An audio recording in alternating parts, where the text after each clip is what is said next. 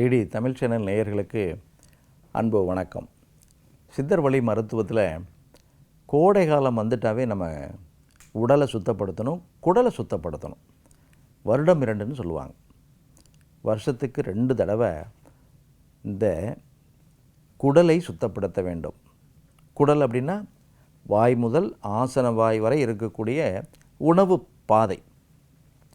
இந்த உணவு பாதையை சுத்தப்படுத்தணும். எப்போது? இந்த கோடை காலத்தில் கண்டிப்பாக சுத்தப்படுத்தணும். எப்படி சுத்தப்படுத்துறது?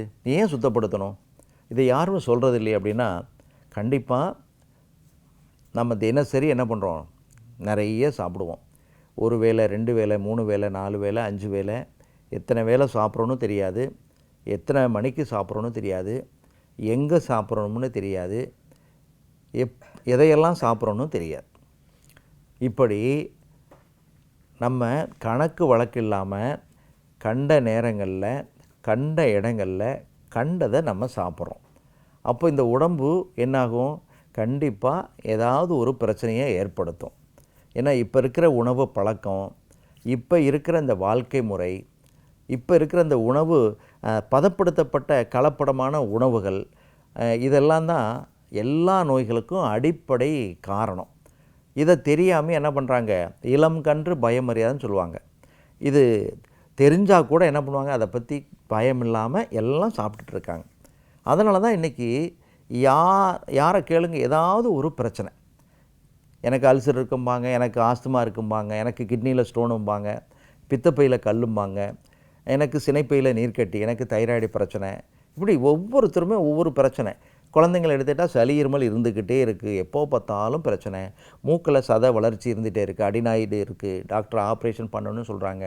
தொண்டை எடுத்துக்கிட்டால் டான்சில் பிரச்சனை, தைராய்டு பிரச்சனை, மாதாந்திர தீட்டு பிரச்சனை, சினைப்பையில் நீர்க்கட்டி, கர்ப்பப்பையில் கட்டி, புற்றுநோய் பாதிப்பு, இதயத்தில் பாதிப்பு, நான் 2 ஸ்டெண்ட் வச்சுருக்கேன், 3 ஸ்டெண்ட் வச்சுருக்கேன், பைபாஸ் சர்ஜரி பண்ணியிருக்கேன், இப்படியெல்லாம் சொல்லிக்கிட்டே இருப்பாங்க. இதையெல்லாம் நம்ம வராமல் தடுக்கணும் அப்படின்னு சொன்னால், வெளியே மட்டும் சுத்தப்படுத்தினா பத்தாது, உள்ளேயும் சுத்தப்படுத்தணும். வாயும் ஆசன வாயும் சரியாக இருந்தால் நோய் வராது. இதுதான் நம்ம நிறைய முறை நம்ம பேசியிருப்போம், சொல்லியிருப்போம்.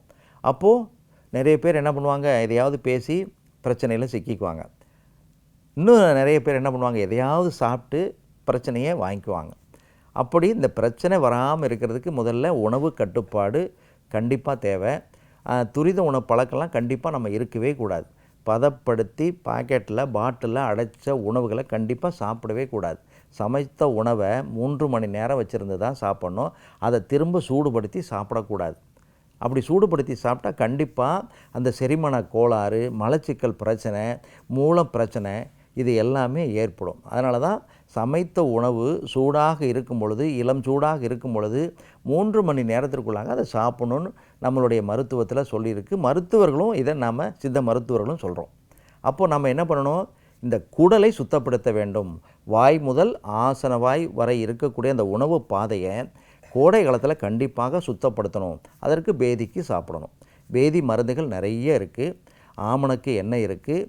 மருத்துவர்கிட்ட சொல்லி இந்த பேதி மாத்திரை அல்லது ஆமணக்கு எண்ணெயை நம்ம எடுத்துக்கிட்டால், இந்த வாய் முதல் ஆசன வாய் வரை இருக்கக்கூடிய அந்த உணவு பாதை சுத்தமாகி அதில் இருக்கக்கூடிய அழுக்குகள், கழிவுகள், பூச்சி எல்லாமே என்னாகும்?